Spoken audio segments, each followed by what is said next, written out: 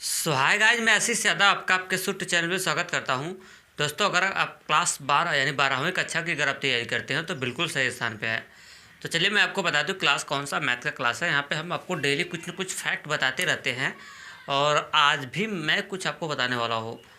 तो ये अभी आपका पता चल रहा है कौन सा लेसन, ये रिलेशन फर्स्ट है जिसका नाम क्या है, रिलेशन और फंक्शन है जिसको आप बोलते हैं संबंध और फलन। उस चैप्टर के बारे में हम लोग क्या कर रहे हैं, एक्सप्लेन कर रहे हैं, अध्ययन कर रहे हैं, व्याख्या कर रहे हैं। और उसके बाद मैं बता दूं कि वो जो रिलेशन और फंक्शन है आपका लेसन फर्स्ट, उसका मैं जो बेस अभी करवा रहा हूँ किस एक्सरसाइज का 1.1 जो है इसके बेस के बारे में बता रहा हूँ। अगर आप बेस अच्छे से मजबूत कर लिए तो आपका बोर्ड का पेपर जो होगा आपके लिए एग्ज़ाम आसान हो जाएगा। बड़े क्लास में ये होता है ना, क्वेश्चन रटा नहीं जाता बड़े क्लास की पढ़ाई में।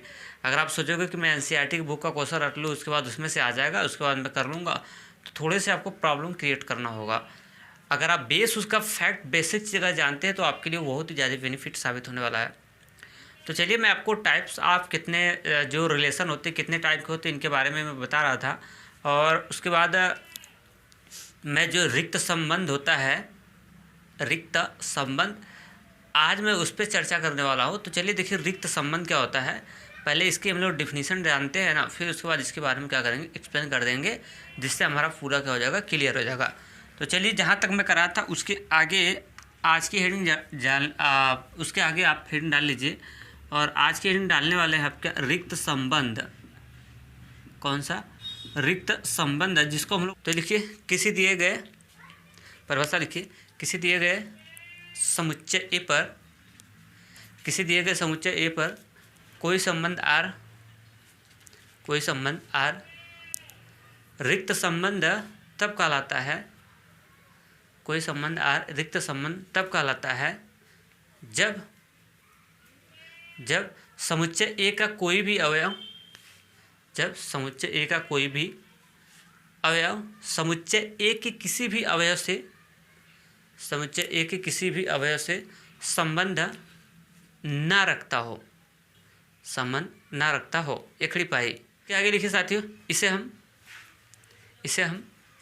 फाई से, इसे हम फाई से अथवा इसे हम आगे लिखिए, इसे हम फाई, देखिए फाई का सिंबल है, फाई अथवा ये इस तरह से महिला कोष्ठक, फाई अथवा महिला कोष्ठक से प्रदर्शित करते हैं, से प्रदर्शित करते हैं, प्रदर्शित करते हैं किसको?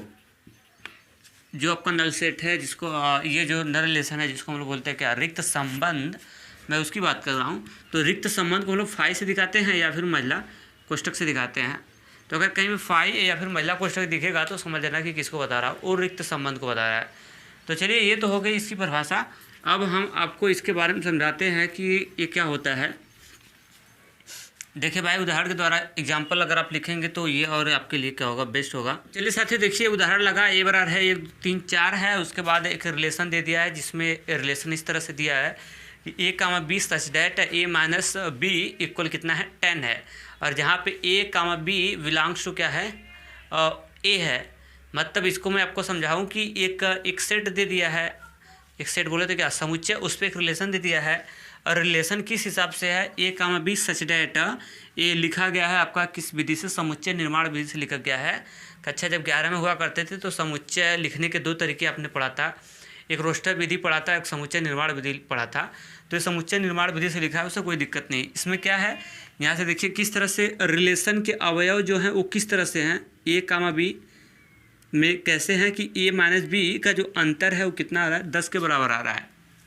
और जहाँ ए कामा बी बिलोंग्स टू कहाँ है, ए है। मतलब ए और बी किसके अवयव हैं, बिलोंग्स टू ए। ए का मतलब क्या होगा कि ए कामा बी जो है वो कहाँ से है, ए नाम का जो सेट है उसके अवयव हैं। तो चलिए देखिए रिक्त संबंध का उदाहरण है, कैसे मैं आपको दिखा रहा हूँ। ये कह रहा है यहाँ से देखिए रिलेशन में है कि ए और बी, यहाँ से बता रहा है कि ए और बी का जो अंतर है वो कितना आना चाहिए, 10। ए और बी का अंतर कितना आना चाहिए, 10 आना चाहिए।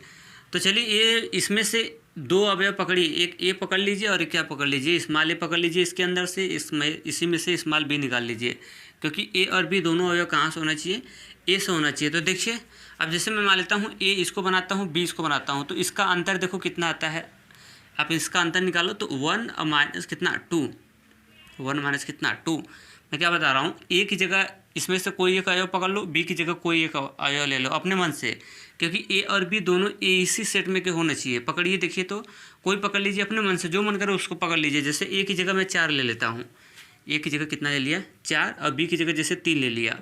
तो अब बताओ कि 4 में से घटेगा 3 तो कितना आएगा, 1 आएगा। लेकिन यहाँ पे कितना आना चाहिए 10, यहाँ पे कितना आना चाहिए 10। क्या 4 में से 3 घटेगा तो 10 आएगा, जो बिल्कुल नहीं आएगा। क्या 4 में से अगर आप घटाएंगे 3 तो कितना आएगा 1, यहाँ पे आना कितना चाहिए 10, नहीं आएगा। अब कोई अदर लेके देखिए, 3 और 2 को पकड़ लीजिए, ए की जगह 3 पकड़िए, बी की जगह 2 पकड़ लीजिए। तो फिर 3 और माइनस 2 अगर आप करेंगे तो 3 में से 2 घटाएंगे तो कितना आएगा 1 आएगा। लेकिन एक का कितना रहा है 10 आना चाहिए। क्या होना चाहिए 10 आना चाहिए। देखिए कि क्या ये जो इसका अंतर क्या 10 आता है, किसी को पकड़ के देख लीजिए आप। जैसे आप 4 को और 1 को पकड़ लीजिए, तो 4 इसको बना लीजिए, ए को बना लीजिए, 4 को बना लीजिए ए, और 1 2 1 को बना लीजिए कितना बी। तो घटाएंगे यहाँ से तो हो जाएगा कितना 4 और माइनस कितना 1, और 4 में से घटाएंगे तो आएगा कितना 3। लेकिन आना कितना चाहिए था 10, जो आ नहीं रहा है, हाँ नहीं रहा है। तो इसका मतलब ये है कि हुआ, इससे आपको ये सीखने को मिल रहा है कि a माइनस बी का अंतर ये रिलेशन में बोला कि 10 आना चाहिए, लेकिन हम यहाँ से देख रहे हैं तो a माइनस बी अगर इसमें से पकड़ें, एक को a एक को b बनाए, तो उसका अंतर कभी 10 के बराबर नहीं आएगा। कोई भी अवयव रख के चेक करिए, और रिलेशन में बोल रहा है कि a और b का अंतर 10 आना चाहिए, लेकिन हम लोग जब a और b इसमें बना के अगर अंतर उसका निकाल रहे हैं तो 10 के बराबर कभी आ ही नहीं रहा है। तो आ ही नहीं रहा है, तो इसका मतलब कोई भी अवयव जो है वो अपने कोई भी अवयव भाषा रहा है, कोई भी अवयव इस रूल को फॉलो नहीं कर रहा है, कोई भी अवयव इसमें का इस रूल को फॉलो नहीं कर रहा है। इससे क्लियर हो रहा है कि ये आपका जो रिलेशन दिया गया है कैसा है, रिक्त है। कैसा है, रिक्त है। रिक्त का मतलब कुछ नहीं, मतलब फॉलो ही ना करे। जैसे पासा हो गया, जैसे मैं कह दूँ कि पासा में 7 आने की बात, अगर मैं पासा में किसकी आने की बात करूँ 7, तो बताओ क्या ज़िंदगी में कभी पासे में 7 आएगा क्या? पासे में तो 1 2 3 4 5 6 तक ही नंबर होते हैं। क्या पासे में 7 कभी आ सकता है? इम्पॉसिबल। पासे में कभी 7 आ ही नहीं सकता है, समझ। तो ऐसी घटनाएं जो होगी 7 ना, तो ये नहीं आएगा, ठीक। तो उसी तरह यहाँ पे आप देखेंगे ना, तो इसका अंतर एक कह रहा है कि 10 आना चाहिए, लेकिन हम इसमें से पकड़ रहे हैं तो इसका अंतर किसी का 10 आ ही नहीं रहा है। तो इसलिए तो इसी को हम लोग बोलते हैं कौन सा संबंध, रिक्त संबंध है। तो हम लिख देंगे, चूँकि यहाँ किसी भी अवयव, किसी भी ऐसे लिख सकते हैं यहाँ, ए के किसी भी अवयव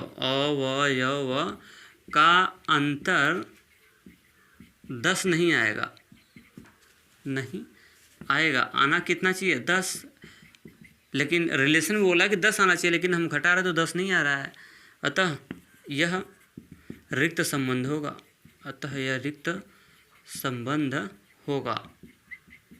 मतलब ऐसा समझ जाओ, रिक्त संबंध में ऐसे रिलेशन में ऐसी बात रहेगी जो सेट दिया रहेगा, रिलेशन उसको फॉलो ही नहीं करेगा, है ना। तो ऐसे संबंध को हम लोग कौन सा संबंध कहते हैं? रिक्त संबंध कहते हैं। एक उदाहरण हो गया। दूसरा का उदाहरण देखिए, ऐसे करिए तो और समझ में आएगा। इसको मैं हटा देता हूँ, ये तो हो गया होगा, समझ में आ भी चुका होगा। अब हम आपको बताते हैं कौन सा दूसर का एग्जाम्पल। और दूसर का एग्जाम्पल में देखिए मैं इस तरह से लिख दिया, ये दोनों एग्जाम्पल लिखिएगा, एग्जाम्पल नंबर 2। अब जैसे मैंने ए नाम का, तो चलिए साथियों देखिए उदाहरण लग गया यहाँ पे। ए बराबर है, किसी विद्यालय में बालकों का एक समूह है। मतलब ए नाम का जो सेट है इसके अंदर केवल और केवल बालक हैं, बालिकाएं नहीं हैं, ओनली बालक है। यहाँ पे बता रहा है कि रिलेशन में बता रहा है, रिलेशन में किस तरह से है, A comma B such that A B की बहन है। और जहाँ बता रहा है कि A comma B belongs to कहाँ, ए, मतलब ए और बी जो कहाँ से है, ए नाम का जो सेट है उसके मेंबर हैं। यहाँ से देखो क्या कर रहा है कि ए कामा बी, यहाँ बता रहा है ए बी की बहन है।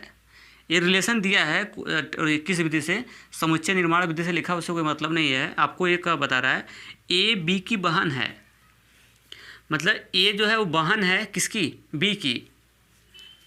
और ए और बी दोनों कहाँ से हैं, ए नाम का सेट है जो उससे है। अब मुझे बता दो, थोड़ा सा दिमाग लगा लो, यह एक रिक्त समुच्चय का उदाहरण है। कैसे, देखो मैं आपको दिखा रहा हूँ। यहाँ से बता रहा है ए बी की बहन है, ए बी की क्या है, बहन है। यानी ये क्या हो गया है, ये लड़की हो गई, ये क्या हो गई, लड़की हो गई। बी के बारे में छोड़ो, ए लड़की हो गई है क्योंकि ए बी की बहन है। बताओ ए कहाँ से है, ए और बी दोनों ए नाम का सेट है। अब ए नाम के सेट में क्या लड़की है क्या, ए नाम के सेट में क्या लड़की है क्या?